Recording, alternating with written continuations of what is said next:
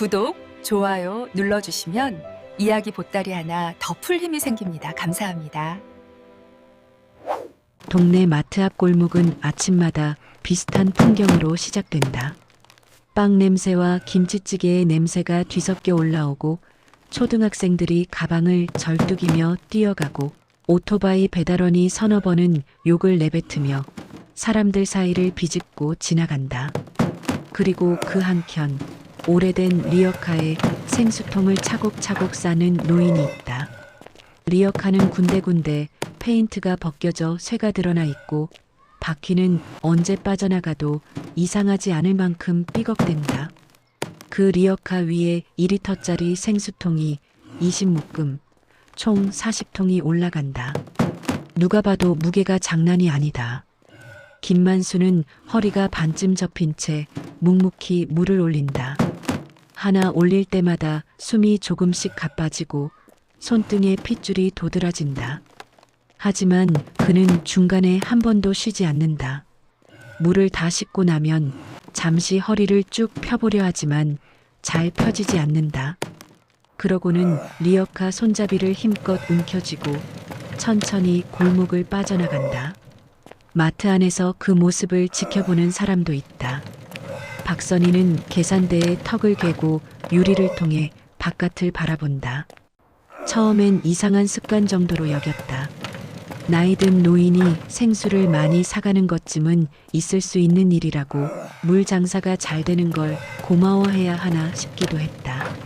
하지만 그게 하루 이틀이 아니라 일주일 내내 이어지자 마음 한구석이 슬금슬금 불편해졌다.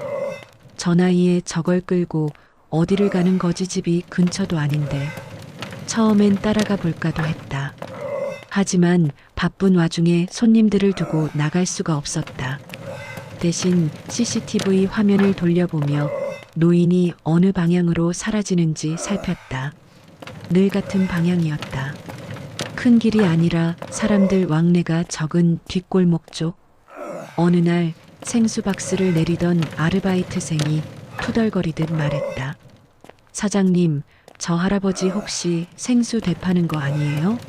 요즘 길거리에서 비싸게 파는 사람들 많다던데. 그 말에 선희의 눈썹이 살짝 찌푸려졌다. 저 연세에? 그 무게를 매일? 차라리 다른 수상한 쪽을 의심하는 게 낫겠다. 머릿속에 여러 가지 가능성이 스쳤다. 보이스피싱 조직, 다단계, 이상한 종교 모임. 요즘 뉴스에서 본 이야기들이 뒤섞여 떠올랐다. 혹시 약을 타서 섞어 파는 건 아닌지, 누군가에게 착취당하고 있는 건 아닌지, 한 가지도 마음 편한 그림이 아니었다. 그리고 결정적인 장면은 비 오는 날 찾아왔다. 장대비가 퍼붓던 날, 그 노인은 평소처럼 마트에 나타났다. 옷은 이미 흠뻑 젖어 있었고 구두 하나는 옆이 벌어져 물이 찰랑거리는 게 보일 정도였다. 선희는 반사적으로 소리를 질렀다. 아이고 어르신, 오늘은 그냥 쉬세요. 내일 사가셔도 되잖아요. 노인은 잠시 멈춰서더니 젖은 모자를 벗어 조심스레 접었다. 그리고 미안하다는 듯 웃어 보였다. 오늘도 가져가야 합니다. 오늘을 빼먹으면 안 되거든요. 그 말은 이상하게도 변명처럼 들리지 않았다. 오히려 무언가에 쫓기는 사람 같았다. 선희는 어쩐지 소름이 돋았다. 결국 그날 밤 선희는 휴대폰을 들었다. 긴 호흡 끝에 경찰서 대표 번호를 눌렀다. 여기 동네 마트인데요. 저기 일주일 전부터 좀 수상한 할아버지가 매일 생수 4통씩을 리어카에 싣고 어디론가 가져가요. 비 오는 날도 빠짐없이요. 혹시 이상한 일에 연루된 건 아닌지 한 번만 확인해 주시면 안 될까요? 잠시 정적이 흐른 후 상대편에서 차분한 목소리가 들려왔다. 네, 신고해 주셔서 감사합니다. 순찰 나갈 때 확인해 보겠습니다. 전화를 끊고 나서도 심장은 한동안 빠르게 뛰었다. 괜히 참견을 한 건 아닐까, 노인에게 민폐를 끼친 건 아닐까, 여러 생각이 스쳤다. 그러나 동시에 혹시 진짜 무슨 일이면 어쩌지라는 불안이 더 컸다. 다음 날 아침 마트 앞 골목에는 평소와 조금 다른 긴장이 감돌았다. 저 멀리서 낡은 리어카와 함께 익숙한 그림자가 다가오고 있었다. 그리고 골목 건너편에는 경찰차 한 대와 젊은 순경 하나가 서 있었다. 리어카와 경찰의 시선, 그리고 마트 안에서 숨을 죽인 채 지켜보는 선의의 눈빛이 한 곳에서 맞닿았다. 그 순간부터 누구도 예상하지 못했던 이야기가 조금씩 방향을 틀기 시작했다. 마을 뒷골목을 거슬러 올라가면 낡은 다세대 주택들이 빽빽이 붙어 있는 언덕이 나온다. 그 위로 더 올라가면 건물 하나가 옥상 위에 덧붙여진 듯한 작은 옥탑방이 눈에 들어온다. 김만수는 매일 아침 그곳을 나와 마트까지 내려갔다 다시 올라온다. 그러니 골목마다 그의 발자국이 남아있다. 옥탑방 문을 열면 딱 필요한 것만 놓인 방이 나온다. 낡은 이불 한 채, 전기장판, 10년은 좋게 넘어 보이는 소형 냉장고, TV 하나, 벽 한쪽에는 오래된 액자가 걸려 있다. 젊은 시절의 만수와 아내, 그리고 아직 어린 딸이 함께 웃고 있는 사진이다. 사진 속의 만수는 지금과는 딴판이다. 어깨가 넓고 얼굴빛이 건강하다. 무엇보다 눈빛에 주저함이 없다. 그 옆에서 영자는 수줍은 듯 웃고 있고 딸 지연은 어깨에 매단 가방을 한 손으로 움켜쥔 채 세상 모르게 밝은 표정을 짓고 있다. 그 사진을 바라보며 만수는 늘 같은 말을 속으로 되뇌었다. 그땐 참 몰랐지 이게 얼마나 소중한지. 방 한 구석에는 생수 몇 통이 늘 예비로 놓여 있다. 만수는 알람도 맞추지 않으면서 아침 6시가 되면 어김없이 눈을 뜬다. 천장이 조금씩 밝아지는 것을 보며 양말을 천천히 신는다. 손가락 관절이 마음대로 움직여주지 않아 작은 일에도 시간이 오래 걸린다. 아침 식사는 간단하다. 찬밥에 김치 한 조각, 그리고 설탕을 조금 탄 보리차. 입맛이 없는 날은 김치 대신 소금을 약간 찍어 먹기도 한다. 그럼에도 그는 밥 한 알도 남기지 않는다. 버리기에는 너무도 많은 세월이 아까워 배운 습관이다. 식사를 마치고 나면 그는 조심스레 봉투 하나를 꺼낸다. 봉투 안에는 또 한 장의 사진과 접힌 종이가 들어있다. 사진 속에는 조금 나이가 든 영자가 있다. 머리에 흰머리가 조금씩 섞였고 눈가에 주름이 깊게 패였지만 여전히 웃음은 온화하다. 종이에는 빗금이 진 글씨가 서툴게 적혀 있다. 만수 씨, 나 물맛 기억나지? 그 시냇가에서 같이 마셨던 그 물. 그때 당신이 그랬잖아. 평생 나한테는 맑은 물만 먹게 해주겠다고. 내가 그 약속 기억하고 있다는 거 알고 있었어? 오래전에 영자가 쓴 편지다. 치매가 심해지기 전 요양병원에 들어가기 며칠 전 밤에 남편에게 쥐어준 종이. 만수는 그때 제대로 읽지도 못한 채 울먹이며 종이를 접어 넣었다. 이제야 하나하나 곱씹는다. 약속은 했지. 혼잣말이 새어나온다. 세월이 지나는 동안 그는 그 약속을 지키지 못한 날들이 더 많았다고 생각한다. 돈이 궁해 집에서 수돗물로 끓인 보리차를 마시던 날들, 영자가 투정 섞인 농담으로 이게 그 맑은 물이냐고 웃어 넘기던 저녁이 떠오른다. 그런데 요양병원에 가게 된 뒤 영자는 이상하게도 물에 예민해졌다.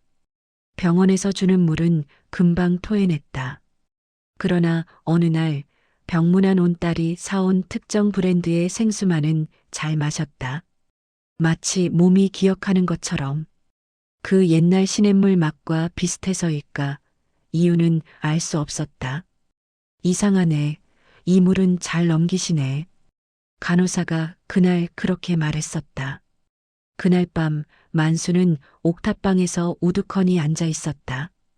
그리고 결심했다. 남은 날 동안 아내에게만큼은 맑은 물을 먹이겠다고. 늦게라도 제때 지키지 못한 약속을 마지막까지 붙들어 보겠다고. 문제는 돈이었다. 연금은 넉넉하지 않았고 요양병원비와 생활비를 내고 나면 손에 쥐는 돈은 얼마 되지 않았다. 그래서 그는 굳이 리어카를 끌고 조금이라도 더 싸게 생수를 파는 마트까지 내려가는 길을 택했다. 손이 많이 가도 그게 아내 입으로 들어가는 물값을 조금이라도 줄이는 길이라 믿었기 때문이다. 그에게 매일의 리어카는 고통이면서 동시에 자신이 아직 할 수 있는 일이 있다는 증거였다. 허리가 비명을 질러도 손이 떨려도 바퀴가 비틀거려도 그는 손잡이를 놓지 않았다. 그런데 요 며칠 마트 사장의 시선이 낯설게 느껴졌다. 어떤 날은 그 눈빛이 걱정처럼 보였고 어떤 날은 의심처럼 느껴졌다. 만수는 굳이 설명하고 싶지 않았다. 설명을 시작하는 순간 자신의 사정이 변명처럼 들릴 것 같았다. 그냥 내가 할 수 있는 일이나 하자. 그는 생각을 잘라내듯 접어두고 다시 리어카 고무줄을 고쳐 묶었다. 8번의 숨을 고르고 나서야 그는 고개를 들었다. 그리고 그 순간 골목 입구에 서 있는 낯선 시선을 느꼈다. 경찰 제복을 입은 젊은 남자가 그를 똑바로 보고 서 있었다. 김만수는 젊은 경찰의 얼굴을 올려다보며 잠깐 당황했다.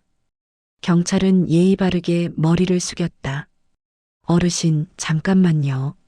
저 생수 많이 사가시길래 혹시 어디에 가져가시는지 여쭤봐도 될까요? 목소리는 공손했지만 질문의 의미는 분명했다. 이상해서 확인하러 왔습니다. 순간 만수의 머릿속에는 여러 장면이 스쳐 지나갔다. 예전에 우편집 배원으로 일하던 시절, 배달 주소를 헷갈려 혼이 나던 날, 젊은 형사가 집 앞까지 찾아와 동네 할머니의 연금 봉투를 찾던 날. 그때도 그는 이런 식의 질문을 받았다. 혹시 어디다 둔 건지 기억나시냐고. 그는 잠시 입술을 달싹이다가 짧게 답했다. 그냥 먹으려고요. 어르신 혼자서요? 이 정도면 작은 식당 하나는 감당할 양인데요. 경찰 이준호가 웃음 섞인 말투로 물었지만 눈빛은 예리했다. 요즘 노인들을 노리는 이상한 조직들이 많다는 걸 그는 알고 있었다. 사람이 좀 있어요. 만수는 애매하게 대답했다. 사람이라고 말하면서도 한 사람 얼굴만 떠올랐다. 침대에 누워있는 아내의 마른 입술. 준호의 무전기에서 짧게 잡음이 흘렀다. 그는 잠시 고개를 돌려 응답한 뒤 다시 만수를 바라봤다. 혹시 누가 이걸 대신 배달해 달라거나 돈을 따로 주면서 부탁한 건 아닌가요? 그 말에 만수의 눈빛이 조금 굳어졌다. 내가 알아서 사는 겁니다. 남이 시켜서 하는 거 아니에요. 짧지만 단단한 대답이었다. 그러나 그 속에는 자존심과 지난 세월이 모두 엉켜 있었다. 남이 시켜서 움직이는 삶은 젊었을 때로 충분하다는 자잘한 고집도 있었다. 마트 안에서 상황을 지켜보던 박선희의 가슴은 조마조마했다. 자신이 신고했다는 사실이 들킬까봐, 그러나 동시에 잘한 일이라 스스로를 설득하며 두 감정이 왔다 갔다 했다. 준호는 한숨을 작게 내쉬었다. 요즘 이상한 일들이 많아서요. 어르신 같은 분들이 피해를 보기도 하고 혹시라도 그러신 건 아닌지 걱정돼서 그럽니다. 만수는 잠시 그를 바라보다가 리어카 손잡이를 더 세게 움켜쥐었다. 내가 어디 가는지 꼭 알아야 합니까? 질문이 질문으로 돌아왔다. 순간 둘 사이에 묘한 정적이 흘렀다. 준호는 잠시 망설이다가 한 발짝 뒤로 물러났다. 알겠습니다. 그럼 오늘은 그냥 보내드릴게요. 대신 혹시라도 누가 이상한 부탁을 한다면 바로 경찰에 알려주세요. 아셨죠? 만수는 대답 대신 고개만 끄덕였다. 그리고 천천히 골목을 향해 리어카를 끌고 걸어갔다. 비가 그친 뒤에 길바닥에는 아직도 물웅덩이가 남아 있어 바퀴가 지날 때마다 탁한 물이 튀어 올랐다. 리어카가 골목 모퉁이를 돌아 사라지자 준호는 마트 안으로 들어갔다. 선희는 이미 상황을 지켜보고 있었다는 듯 조용히 물었다. 어때요? 이상한 사람 같아요? 준호는 대답 대신 그녀를 바라봤다. 사장님이 신고하셨죠? 순간 선희의 얼굴이 붉게 달아올랐다. 아, 그게 저 할아버지가 며칠째 저러는데 혹시라도 이상한 데 끌려다니시는 건가 싶어서요. 뉴스 보면 노인네들 이용하는 사람들 많잖아요. 준호는 고개를 끄덕였다. 선희의 걱정이 이해되지 않는 건 아니었다. 하지만 아까 마주친 노인의 눈빛에서 단순한 피해자의 모습만이 보이는 건 아니었다. 오히려 자신의 일에 대해 불필요한 설명을 하기 싫어하는 사람의 고집 같은 것이 느껴졌다. 우선은 지켜볼게요. 혹시 저 할아버지에 대해 아시는 거 있어요? 가게 단골인 것도 아니고 항상 생수만 딱 그 브랜드로 그 양만 사가요.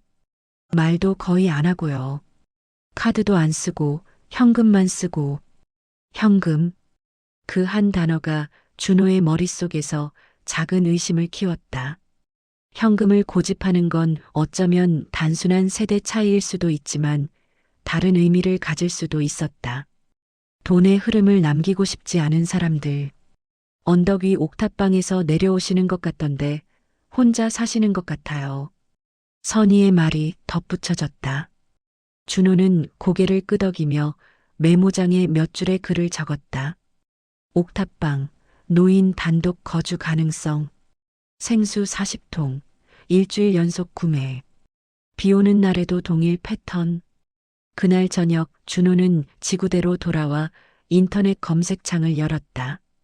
생수 노인 리어카, 노인 착취 생수 배달, 요양원 물 납품 사기 같은 단어들을 검색해본다. 수많은 기사들이 쏟아졌다.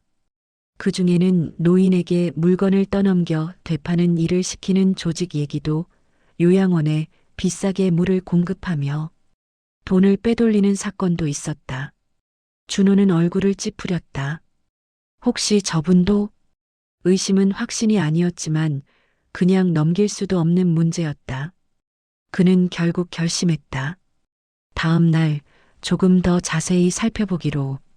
그 시각 옥탑방에서는 작은 스탠드 불빛 아래 만수가 손을 조심스레 움직이고 있었다.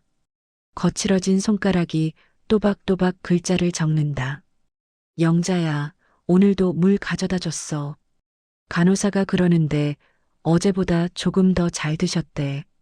내가 나를 기억하지 못해도 괜찮다. 나는 기억하니까. 내가 맑은 물 좋아하던 그 얼굴, 아직도 내 눈에는 그대로야. 편지는 보내지 않을 것이다. 사실 보낼 생각도 없다. 그저 종이에 적어야 마음이 조금 가벼워질 뿐이다. 그는 종이를 접어 봉투에 넣고 지난날 아내가 자신에게 건넸던 편지 옆에 조용히 포개어 둔다. 밖에서는 바람이 불어 창문을 두드린다. 리어카 손잡이를 꼭 쥐던 손이 이불 위에서 천천히 풀어진다. 내일도 모레도 그는 같은 시간에 눈을 뜰 것이다. 자신이 해야 할 일이 아직 남아있기 때문이다. 그가 모르는 건 단 하나. 이제 그의 조용한 일상이 더 이상 혼자만의 비밀이 아니라는 사실이다. 마트 사장의 눈, 젊은 경찰의 의심, 그리고 어딘가에서 그를 지켜보고 있는 또 다른 시선까지.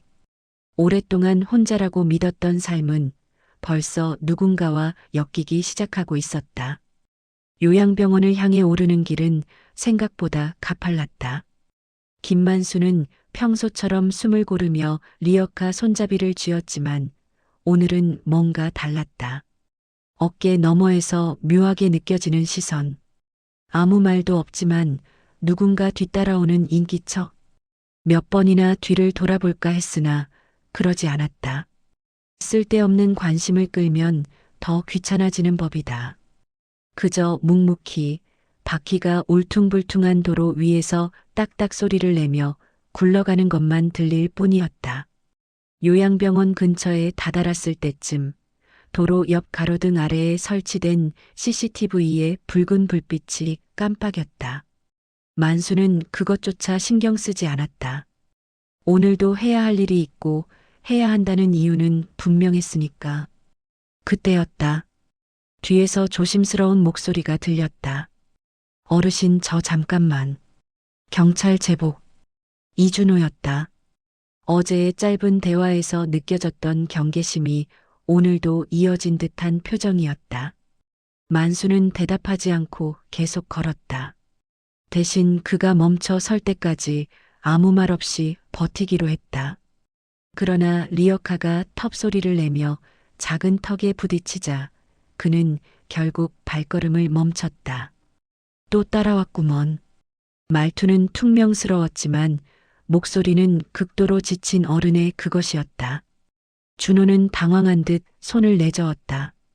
아닙니다. 따라온 건 아니고요. 그냥 확인하려고요.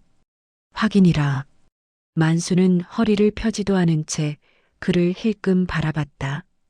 눈빛이 어두워지거나 분노로 치닫는 느낌은 아니었다. 오히려 대체 나를 왜 이해해주지 못할까 하는 체념에 가까웠다. 준호는 말문을 잠시 닫았다가 용기를 내어 다시 입을 열었다. 어제 말씀하시길 사람이 있다 하셔서요. 혹시라도 이용당하시는 건 아닌지. 그 말에 만수는 잠시 리어카 손잡이에서 손을 뗐다. 바람이 스치듯 지나가자 그의 얇은 셔츠가 조금 흔들렸고 구분 등 위로 세월이 덮어놓은 무게가 그대로 드러났다. 누가 나를 이용해. 이용할 게 있어야 이용을 하지. 그 말에 준호는 흠칫했다. 나이를 먹는다는 건 쓸모없음을 먼저 자각하는 일일지도 모른다는 생각이 스쳤다. 만수는 한숨을 길게 내쉬고 리어카 손잡이를 다시 붙잡았다. 가요. 준호는 한 박자 늦게 따라갔다. 하지만 이번엔 일정한 거리를 유지하며 지나친 간섭을 하지 않기로 마음먹었다. 언덕을 오르자 낡은 갈색 간판이 보였다. 마음요양병원. 바람에 색이 바랜 간판이지만 그 뒤에 버티고 선 건물은 의외로 단단해 보였다. 만수가 익숙한 동작으로 뒷문을 열자 요양병원 직원 둘이 뛰어나왔다. 아이고 어르신, 오늘도 이렇게 많이요? 어제 허리 아프다 하셨잖아요. 괜찮어. 에이, 이게 어딜 봐서 괜찮아요. 이 무게를 어떻게... 말을 하던 직원의 눈이 잠시 멈췄다. 그 뒤에 서 있는 경찰을 발견한 것이다. 준호는 황급히 고개를 숙였다. 예. 그냥 어르신 도와드리려고 온 겁니다. 직원들은 눈빛을 교환하더니 리어카 위 생수통을 재빠르게 옮기기 시작했다. 누군가는 박스를 뜯고 누군가는 카트로 병실마다 나눌 준비를 했다. 만수는 그 사이 눈에 익은 병실 번호를 찾아 천천히 발걸음을 옮겼다. 305호. 문을 열자 은은한 소독약 냄새가 스쳤다. 그리고 창가 쪽 침대에 누운 영자가 보였다. 그녀는 창밖 햇빛을 멍하게 바라보고 있었다. 아무것도 인식하지 못하는 듯한 표정. 하지만 만수에게는 그 모습조차 영자를 닮았다는 이유만으로 아릿하게 소중했다. 그는 조심스레 침대 곁으로 다가갔다. 영자야 왔어. 대답은 없었다. 그러나 간호사가 다가와 속삭였다. 오늘은 어제보다 컨디션 좋아요. 이 물 잘 받으세요. 만수는 작게 미소 지었다. 그러고는 종이컵을 집어 생수를 따라 조심스레 영자의 입술에 가져다 댔다. 그러자 놀랍게도 영자의 목이 아주 천천히 그러나 분명하게 움직였다. 삼켰다. 그 작은 반응 하나가 만수에게는 세상을 얻는 듯한 기적이었다. 준호는 문틈에서 이 모습을 보고 있었다. 마치 금단의 장면을 들여다보는 듯한 느낌. 딱히 숨길 이유가 없는데도 침범한 것 같아 발걸음을 멈췄다. 그가 알고 싶었던 건 단순한 사실이었다. 노인이 왜 매일 생수 40통을 끌고 다니는지. 그런데 지금 보고 있는 건 사실이 아니라 사람이었다. 만수는 영자의 손등에 손을 올리고 말했다. 너 예전에도 그랬잖아. 내가 가져다 주는 물만 맛있다고. 그 말이 내겐 얼마나 큰 힘이었는지 너는 모르지. 영자는 아무 대답도 하지 않았지만 그녀의 눈꺼풀이 미세하게 떨리며 반응하려는 듯 보였다. 그 모습을 보고 준호는 천천히 뒤로 물러섰다. 잠시 뒤 병원 밖으로 나온 그는 하늘을 바라보며 중얼거렸다. 내가 뭘 오해한 거야. 그때였다. 뒤에서 낯선 목소리가 들렸다. 저 혹시 경찰분 같은데요? 요양병원 청소 아주머니였다. 네, 그렇습니다. 어르신 그 생수 다 여기 환자들 나눠줘요. 물 사 먹는 거 힘든 분들도 많거든요. 저 양반 자기 부인뿐 아니라 남들도 챙기고 그래요. 준호는 말문이 막혔다. 항상 그러세요. 하루라도 물 안 들고 오면 뒤숭숭하시더라고. 어린애처럼 불안해하시고. 청소 아주머니가 고개를 갸웃하며 덧붙였다. 그런데 요즘 많이 힘들어 보이던데요. 혹시 경찰분이 좀 도와줄 수 있는 건 없나요? 도와준다는 말이 왜 이토록 무겁게 들릴까? 자신이 어제까지 의심으로 가득했던 걸 떠올리자 준호는 마음 깊은 곳에서 뜨거운 무언가가 치밀어 올랐다. 그는 조용히 대답했다. 네. 제가 잘 살펴볼게요. 말과 함께 시선은 요양병원 옥상으로 향했다. 낡은 간판 뒤로 해가 지기 시작했고 오렌지빛이 천천히 병원 벽에 번져갔다. 준호는 알았다. 이 이야기는 이제 단순한 신고 사건이 아니라는 것을. 어느 노인이 매일같이 끌어온 생수와 그 생수를 통해 겨우 이어지고 있는 사랑과 그걸 지키려는 고집스러운 하루하루가 이제 그의 삶에도 작게 스며들기 시작하고 있다는 것을. 그리고 내일부터는 그 리어카 뒤에 서 있는 사람이 오늘처럼 경계하는 경찰이 아니라 다른 의미의 동행하는 사람이 되어야 한다는 것도. 다음 날 아침 마트 앞 골목은 언제나처럼 분주했다. 학교 가는 아이들이 가방을 앞으로 메고 뛰어가고 출근길 사람들은 한 손에 커피를 들고 휴대폰을 내려다보며 허둥지둥 지나갔다.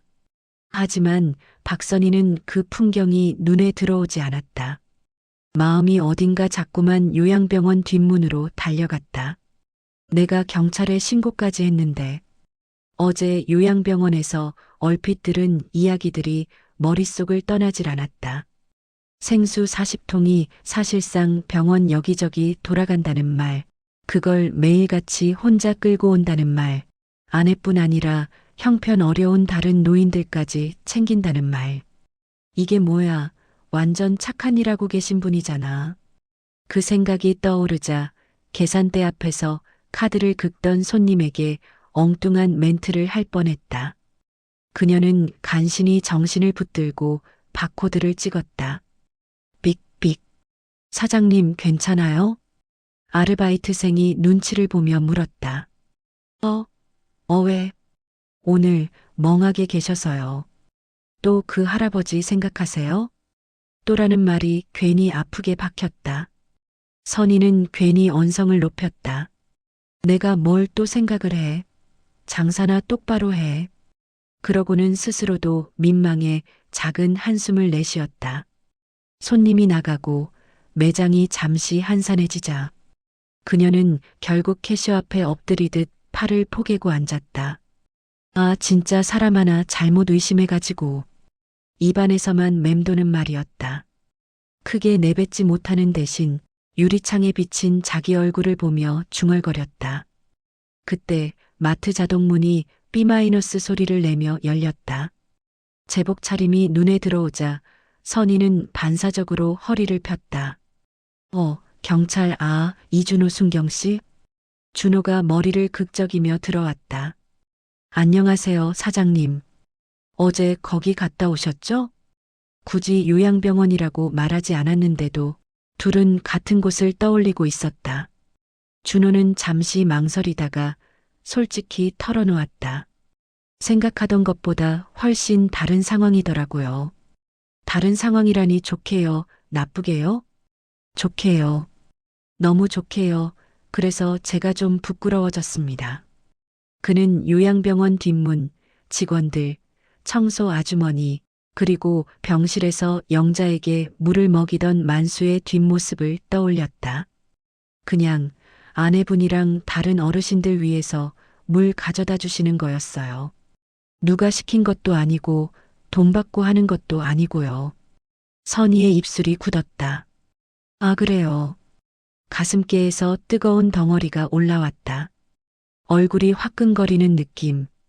그녀는 괜히 계산대 위를 정리하는 척하며 시선을 피했다.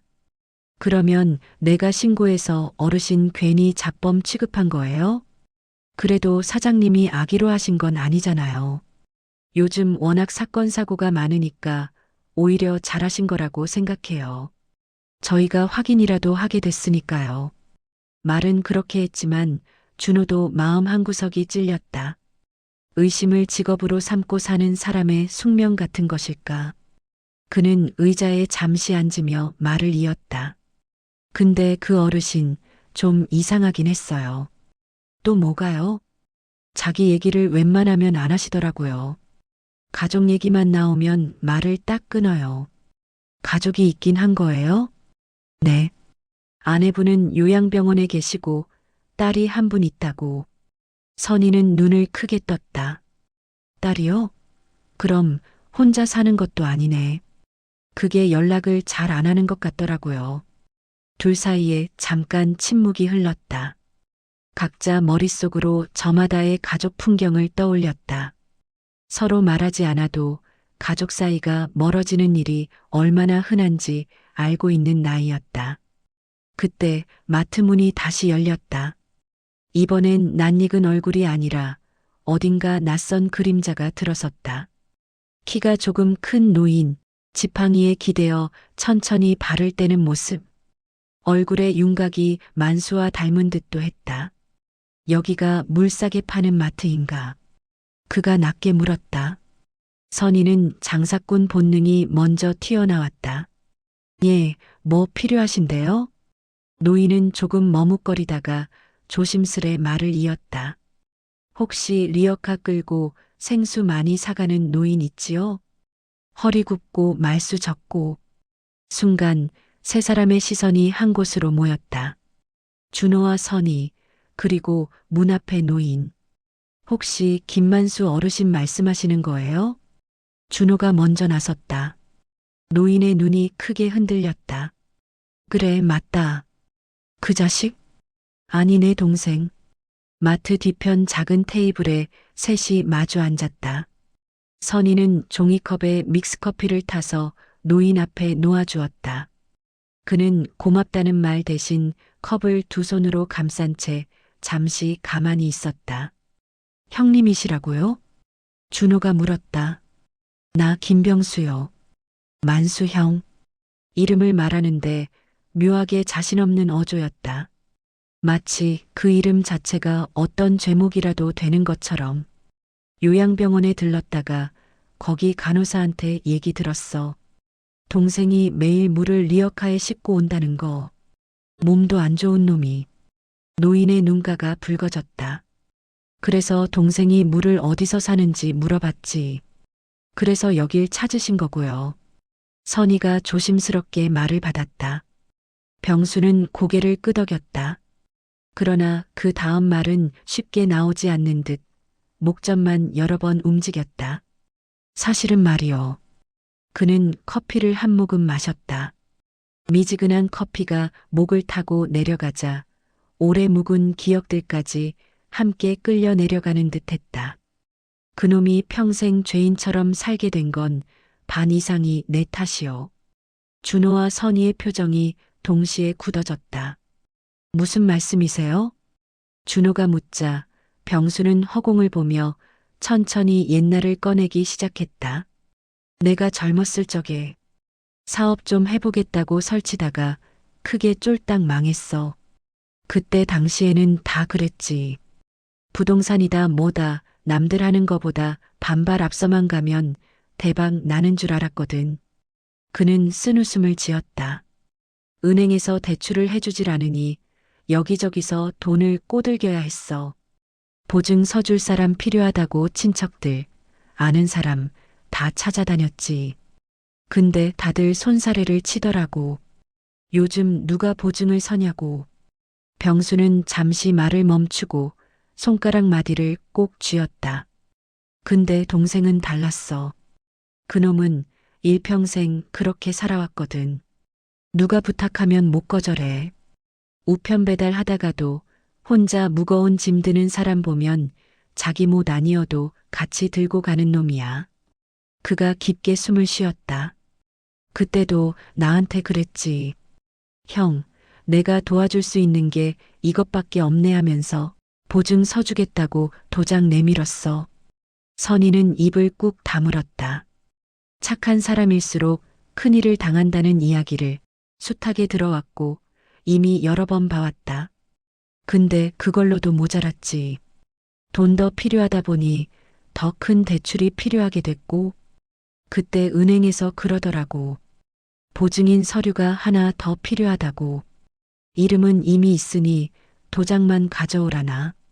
병수는 그때를 떠올리며 눈을 감았다. 그래서 내가 그놈 도장을 가져갔지. 동생 몰래. 어차피 한 번 더 찍는 거나 마찬가지다라고 내가 내 자신을 속였어.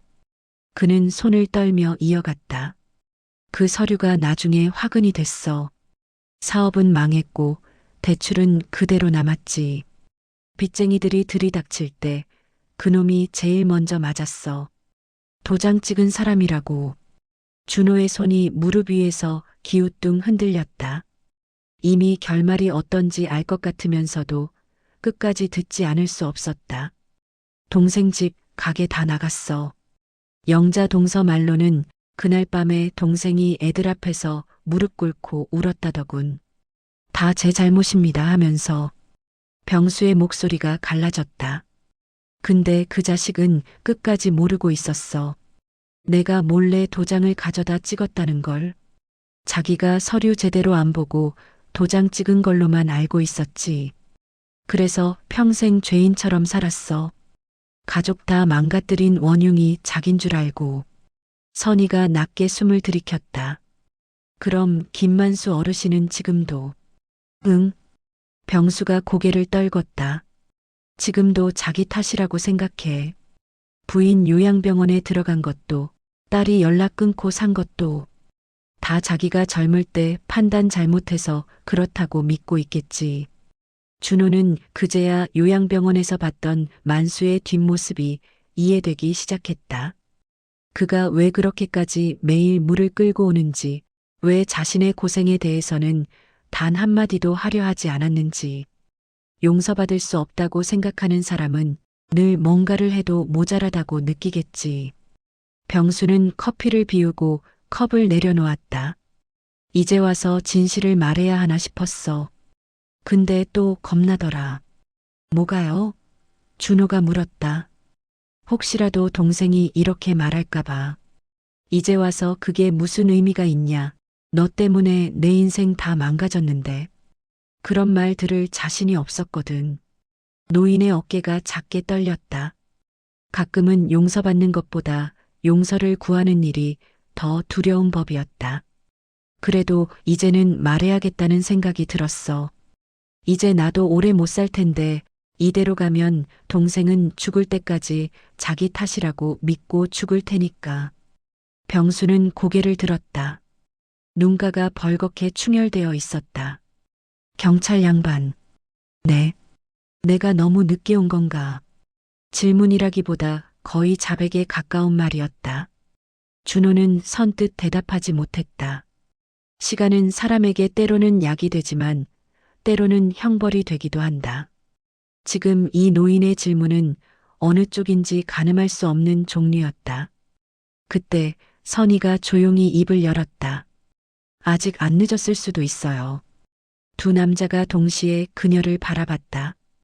김만수 어르신, 요즘도 매일 오시잖아요. 이 마트에, 요양병원에. 그 말은 아직 해야 할 일이 있다고 느끼면서 산다는 거잖아요. 완전히 포기한 사람 같지는 않아요. 선희 자신도 그 말을 믿고 싶었다. 누군가의 마음이 완전히 다치기 전에 조금이라도 틈이 남았기를 바라는 것처럼. 형님, 준호가 조심스레 말했다. 지금이라도 만나서 얘기해 보시겠어요? 병수는 떨리는 숨을 내쉬었다. 그놈이 나 얼굴 보려고나 할까? 그건 어르신이 감당하셔야죠. 선희가 단호하게 말을 잘랐다. 평생 죄책감 짊어지고 산 사람은 동생뿐만이 아니잖아요. 형님도 편하진 않았을 거 아니에요. 편할 날이 있었겠나? 짧은 한마디에 수십 년의 세월이 들어 있었다. 그날 저녁 도시의 불빛이 하나둘 켜질 시간, 서울 변두리의 작은 아파트 한 채에서 전화벨 소리가 울렸다. 여보세요? 단호하고 빠르게 말하는 여자 목소리.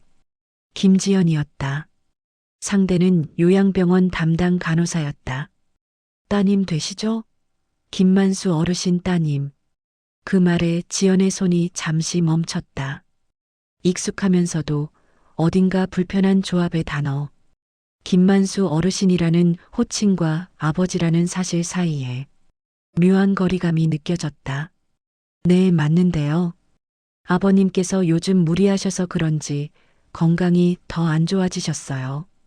혹시 시간 되시면 한번 들르시는 게 좋을 것 같아서요.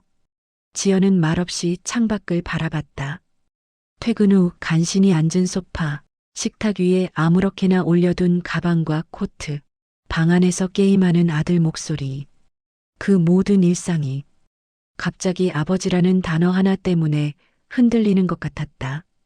저 바빠서요. 요양병원비도 밀리지 않게 보내드리고 있잖아요. 네, 그건 잘 받고 있습니다. 다만 요즘 어르신께서 매일 리어카 끌고 생수를 가져오세요. 허리가 많이 안 좋으신데 그래도 멈추질 않으셔서. 지연의 눈썹이 미세하게 떨렸다. 리어카요? 생수요? 네. 아버님 말로는 약속을 지켜야 한다고. 약속? 지연의 머릿속에서 아주 오래전에 잊은 줄 알았던 장면 하나가 번쩍 떠올랐다. 어린 시절, 가난한 집 거실에서 들려오던 다투는 소리. 내가 잘못해서 이런 거야. 내가 다. 그 말 좀 그만해. 애 앞에서 왜 맨날 죄인 코스프레야?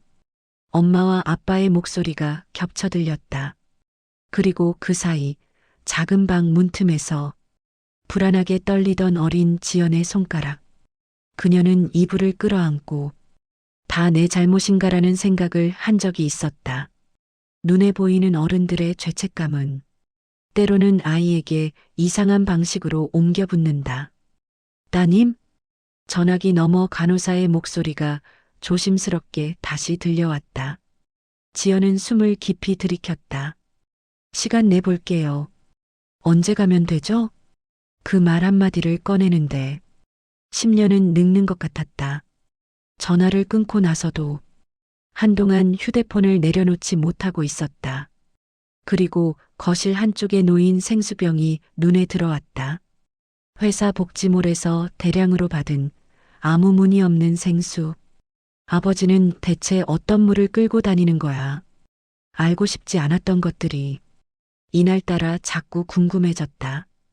밤이 깊어질수록 도시의 소음은 잔잔해지고 각자의 방에서는 각자의 후예들이 고개를 들었다.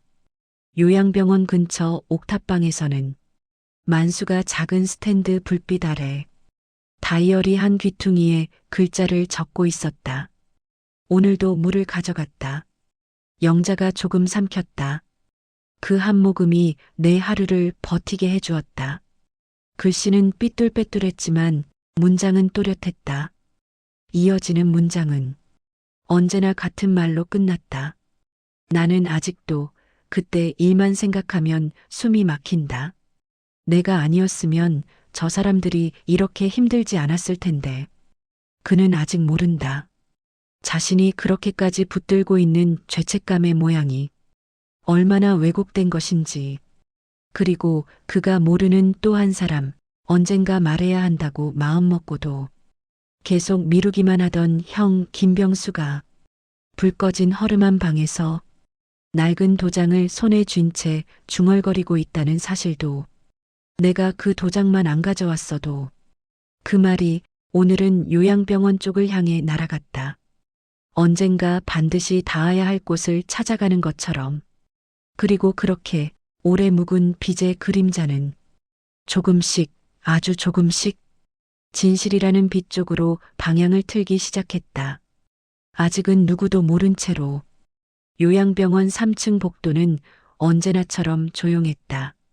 희미한 노란 조명, 휠체어 바퀴가 지나가는 부드러운 소리, 간호사들이 스쳐 지나가는 숨소리까지 모두 얇은 커튼처럼 병실을 감싸고 있었다. 김만수는 오늘도 아내 영자가 누워있는 305호 문 앞에서 잠시 숨을 고르고 안으로 들어갔다. 영자는 침대 머리맡에 고개를 살짝 돌린 채 창밖에서 떨어지는 햇빛을 묵묵히 바라보고 있었다. 영자야, 나왔어. 그는 늘 그랬듯 조심스러운 목소리로 말을 건넸다. 영자가 반응하지 않아도 상관없었다. 말을 건네는 행위 자체가 살아있다는 증거였고, 하루라도 빠뜨리면 자신이 더 무너질 것 같았다. 만수는 리어카에서 막 내려온 생수를 바닥 가까이에 놓는다. 허리를 숙일 때마다 염소 냄새가 섞인 병원 공기가 폐 속으로 파고들었다. 그럼에도 그는 힘겹게 웃어 보였다. 오늘은 좀 더 많이 가져왔어. 혹시 다른 분들 나눠드려도 되겠지? 영자는 아무 말도 하지 않았다. 눈은 여전히 창밖 어딘가에 고정돼 있었다. 만수는 그녀의 마른 입술을 보고 잠시 멈칫했다. 입이 바짝 말라 있었다. 손가락이 떨렸지만 종이컵을 들어 물을 조금 따랐다. 자, 한 모금만. 그러나 영자의 입술은 미동도 없었다. 아이고, 오늘은 또 좀 힘들어 하시네요. 간호사가 다가왔다. 그녀는 영자의 목을 손으로 받치며 다시 한번 물을 마시게 하려고 했지만 영자는 미약하게 고개를 돌려 거부하는 듯한 반응을 보였다. 괜찮습니다. 오늘은 상태가 조금 불안정해서요. 어르신, 너무 무리하지 마세요. 간호사의 말이 끝나기도 전에 만수의 얼굴은 잿빛으로 바뀌었다. 내가 잘못했나? 내가 물을 너무 빨리 준 건가? 아니면. 그는 손을 허벅지에 꼭 쥐며 말을 잇지 못했다. 모든 잘못을 자기 탓으로 돌리던 오랜 습관이 다시 고개를 들었다. 아니에요. 오늘만 좀 그러신 거예요. 간호사는 부드러운 목소리로 달랬다. 그러나 만수의 마음은 이미 깊은 골짜기로 떨어져 있었다. 나 때문에 더 아픈 거 아니겠지. 혼잣말이었지만 간호사는 그 말이 가슴에 꽂혔다. 무슨 사정인지 알 수 없지만 노인의 마음속에는 어떤 사람도 쉽게 건드릴 수 없는 무거운 진실이 자리하고 있었다. 만수는 영자의 얼굴을 바라보며 한참 동안 말없이 가만히 서 있었다. 창밖 햇빛이 그녀의 옆 얼굴을 쓸고 지나갔다. 시간이 멈춘 듯했고 두 사람 사이엔 오직 세월만이 존재했다. 같은 시각 병원 로비에는 이준호와 박선희 그리고 김병수가 묘한 긴장감 속에 서 있었다. 형 병수는 아침부터 허둥지둥 찾아와 오늘은 꼭 얘기해야겠다고 했지만 막상 동생이 있는 층 앞에 서자 다리가 굳은 듯 움직이지 못하고 있었다. 저 올라가면 되는 건가? 병수의 목소리는 한없이 작았다. 할 수 있어요. 형님이 먼저 마음을 열어야죠. 선희가 조심스레 등을 떠밀었다. 그녀는 그간 만수에게 했던 오해 때문에 이제는 이상할 정도로 이 가족에게 마음이 쓰였다. 마치 자신의 일이 되어버린 것처럼 준호는 병수의 지팡이를 살짝 잡아주며 천천히 계단을 올라왔다. 형님, 솔직히 말하면 지금 말하지 않으면 평생 못하게 될 수도 있어요. 병수는 고개를 끄덕였다. 그러나 그의 어깨는 두려움으로 떨리고 있었다. 나, 그놈 얼굴 볼 자격이 있나? 그 질문에 준호는 잠시 멈춰섰다. 형님, 자격을 따지면 아마 아무도 가족을 만나지 못할 겁니다. 그 말에 병수의 눈이 붉게 젖었다. 305 앞에 도착했을 때 문틈으로 만수의 목소리가 들렸다. 영자야, 내가 오늘도 좀 늦었지. 미안하다. 평소보다 더 조용한 목소리. 서늘한 공기 속에서 두 사람은 문 바깥에서 숨을 죽였다. 병수가 미세하게 움찔했다. 그 목소리는 젊은 시절부터 평생 들어왔던 동생의 목소리였다. 잠깐 나 좀. 병수는 벽에 기대어 심호흡을 했다. 그러다 문틈으로 본 장면에서 그는 결국 한 걸음을 들이밀었다. 만수가 영자에게 물을 먹이려 손을 떨고 있었다. 조심해라, 내가 또 잘못하면. 그 순간 병수의 마음이 무너졌다. 그는 떨리는 목소리로 형이 아닌 한 남자로서 말했다. 만수야. 그 한마디에 만수는 돌아보았다. 그는 형을 보더니 순간 얼굴이 굳었다. 형? 왜 여기? 말을 잇기도 전에 병수는 앞으로 다가와 무릎을 꿇었다. 만수야, 미안하다. 내가 죄인이야.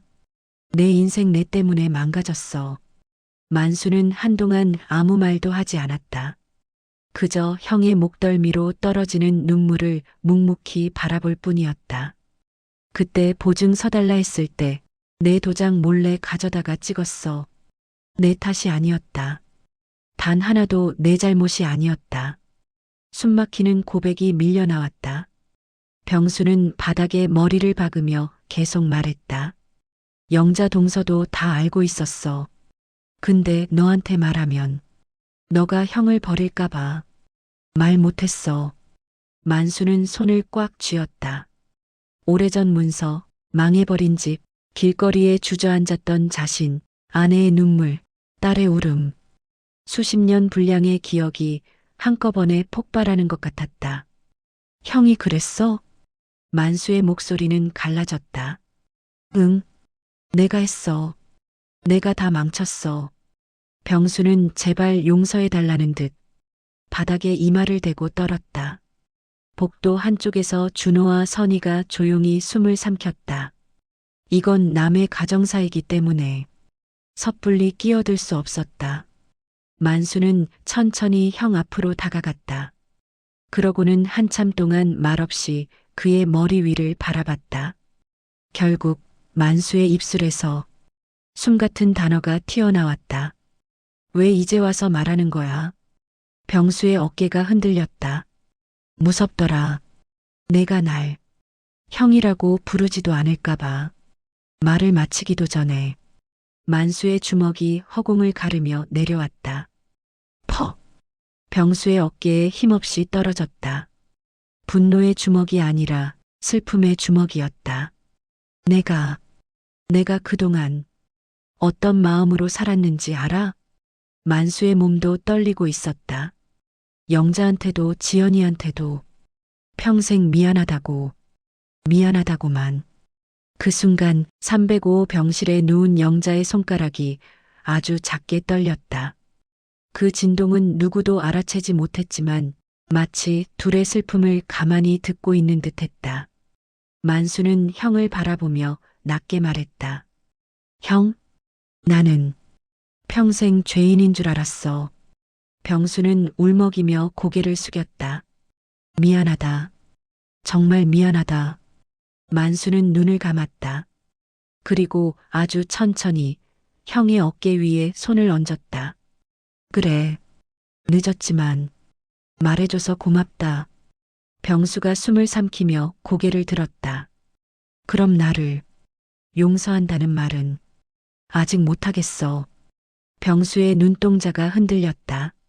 하지만 미워하지는 않을 거야. 그럴 힘도 없어. 복도 끝에서 준호와 선희는 동시에 숨을 놓았다. 평생 묵혀온 비밀이 드디어 터져나왔기 때문일까 공기 자체가 달라진 느낌이었다. 그 순간 병실 안에서 아주 희미한 목소리가 들렸다. 만수 씨. 세 사람 모두 고개를 돌렸다. 영자가 그토록 오래 잠들어 있던 영자가 입술을 아주 미세하게 움직이고 있었다. 만수는 놀라 급히 그녀에게 다가갔다. 영자야 나야 나왔어. 영자는 눈을 반쯤 뜬 채 흐릿하지만 분명한 시선으로 남편을 바라보았다. 그리고 힘겹게 입술을 열었다. 물. 맛있어. 만수는 그 자리에서 무너졌다. 울음이 터져나왔지만 그것은 슬픔이 아니라 수십 년 만에 찾아온 작은 구원 같은 울음이었다. 영자의 눈은 다시 천천히 감겼다. 하지만 그 짧은 한마디는 6장을 통째로 뒤흔들어 놓았다. 만수는 아내의 손을 잡고 흐느끼는 목소리로 말했다. 영자야, 고맙다. 정말 고맙다. 그리고 그날 병실 밖에서 기다리던 두 사람 준호와 선희 또한 나란히 고개를 숙였다. 진실은 고통스러웠지만 그 고통 속에서 세 사람이 오랫동안 짊어졌던 어둠이 조금씩 벗겨지고 있었다. 요양병원 창밖으로 아침 햇살이 겨우 걸쳐 있었다. 겨울 끝자락의 공기는 차갑지만 복도 안은 따뜻했다. 난방기에서 나오는 공기와 바닥을 닦은 세제 냄새, 그리고 간호사들의 조용한 발소리가 얇은 담요처럼 병원을 둘러싸고 있었다. 305 병실에는 김만수, 김병수 형제, 그리고 침대에 누워 다시 잠든 영자가 있었다. 영자는 얼마 전 깨어나 한마디를 내뱉은 뒤 다시 잠에 빠진 듯 조용하게 숨을 고르고 있었다. 만수는 병실 창가에 놓인 의자에 앉아 밤새 잠을 이루지 못한 얼굴로 영자의 옆모습을 바라보고 있었다. 얼굴이 좀 환해졌네. 그래, 잘 잤구만. 그는 이따금 영자의 이마 위로 떨어진 머리카락을 손가락으로 살짝 밀어 올렸다. 그 작은 행동 하나에도 손이 떨렸다. 형 병수는 문 근처 의자에 앉아 만수와 영자를 번갈아 바라보고 있었다. 어제의 고백 이후 그는 말수가 더 줄어들었다. 마음속의 말은 넘쳐나는데 입에서 쉽게 나오지 않는 표정이었다. 만수야, 오늘은 일찍 왔네. 그가 간신히 말을 꺼냈다. 만수는 고개를 끄덕였다. 물을 못 가져왔어. 몸이 잘 안 움직여서. 그는 웃으려 했지만 입꼬리가 올라가지 않았다. 그래도 오늘은 물보다 내 얼굴 보는 게 더 중요해서. 병수의 눈이 다시 붉어졌다. 조금 뒤 병실 문을 두드리는 소리가 들렸다. 혹시 김만수 어르신 따님 김지연님 되세요? 문을 열자 30대대 후반의 간호사가 조심스레 말했다. 복도 끝에 지연이 서 있었다. 오랫동안 고민한 흔적이 묻어나는 표정, 그리고 한 걸음을 떼기 어려운 듯한 긴장된 어깨. 저 아버지 상태가 많이 안 좋다고 해서 목소리가 생각보다 떨렸다. 그녀는 자신이 아버지라고 부른 사실에 순간 표정을 잃었다. 들어오세요. 만수가 말했다. 지연은 한동안 움직이지 못했다. 그녀의 눈에 비친 아버지는 옛 기억 속 큰 목소리로 미안하다며 울던 사람이 아니라 지금은 몸이 반쯤 굽고 얼굴에 세월이 깊게 새겨진 생각보다 너무 작은 사람이었다. 아버지. 그 한마디에 만수의 눈이 순간 크게 흔들렸다. 지연아? 그는 천천히 자리에서 일어섰다. 허리가 제대로 펴지지 않아. 작은 거동조차 버거워 보였다. 내가 왔구나. 지연은 눈을 피했다. 벽에 걸린 시계, 바닥 타일, 창문. 어디도 오래 바라보지 못했다. 아버지, 요즘 무리하신다며. 리어카 끌고 다니고 물도. 그걸 왜? 그때 만수가 아주 조용히 말했다. 약속을 지키려고. 지연의 표정이 멈췄다. 무슨 약속? 대신 대답한 건 형 병수였다. 내 엄마랑 내 아버지가 젊을 때 했던 약속이었어. 평생 맑은 물만 먹게 해주겠다고. 그게 그 둘에겐 사랑 같았거든. 지연은 그 말을 듣는 순간 오래전 기억 하나가 떠올랐다. 여름 휴가 때 엄마가 산골짜기 펜션에서 시냇물 떠다 준 컵을 마시며 웃던 장면. 너희 아빠가 이 물맛 좋아해서 결혼한 거라니까. 그때 아이였던 지연은 그 말을 그냥 농담이라고만 생각했었다. 지금 와서야 깨달았다. 그 말이 농담이 아니라 부부만 이해하는 어떤 약속의 흔적이었다는 것을. 지연의 눈가가 흔들렸다. 근데 아버지는 왜 평생 그렇게 죄인처럼 사셨어요? 만수는 대답하지 못했다. 대신 형 병수가 고개를 숙였다. 그건 내 잘못이야. 그리고 어제 못다한 이야기. 조금 더 천천히, 조금 더 정확하게 지연에게 들려주었다. 아버지가 왜 집을 잃을 수밖에 없었는지, 왜 아버지가 내가 잘못해서라는 말을 매일 입에 달고 살았는지, 왜 엄마는 끝까지 그 말을 말리지 않고 남편의 마음을 받아줬는지. 지연은 이야기를 듣는 동안 한 번도 끼어들지 않았다. 하나하나 삼키느라 입술이 바싹 말라갔다. 그리고 드디어 입을 열었다. 아버지. 만수는 오래전부터 기다려왔던 듯 천천히 고개를 들었다. 응, 지연아. 왜 나한테는 한 번도 얘기 안 했어요? 만수의 눈가에 눈물이 맺혔다. 너한테 내가 한 잘못이 너무 많아서, 미안해서 말을 못했지. 지연의 입술이 떨렸다. 나도 미안했어요. 아빠한테 너무 오래 연락 안 해서. 둘의 눈이 처음으로 정면에서 마주쳤다. 20년 동안의 서운함, 잘못된 기억, 오해가 그 한순간에 녹아내리는 듯했다. 그때였다. 복도에서 익숙한 소리가 들렸다. 비어, 비어. 리어카 바퀴 소리였다. 하지만 오늘은 만수가 끄는 소리가 아니었다. 창밖을 내려다보니 요양병원 뒷문에서 여러 명이 리어카를 밀고 올라오고 있었다. 박선희가 제일 앞에 서서 헉헉거리며 손수건으로 이마를 닦고 있었고, 그 뒤에는 준호가 박스를 양팔에 들고 올라오고 있었다. 아이고 죽겠다. 이걸 매일 어떻게 끌고 다니셨대. 선희가 투덜거리며 웃었다. 간호사 2명도 리어카 양쪽을 잡고 있었고, 뒤에서는 동네 주민 서너 명이 한 박스라도 더 들려고 애쓰고 있었다. 오늘 생수 배달 왔습니다. 준호가 크게 외쳤다. 병실 안의 사람들은 그 소리에 모두 문 밖을 보았다.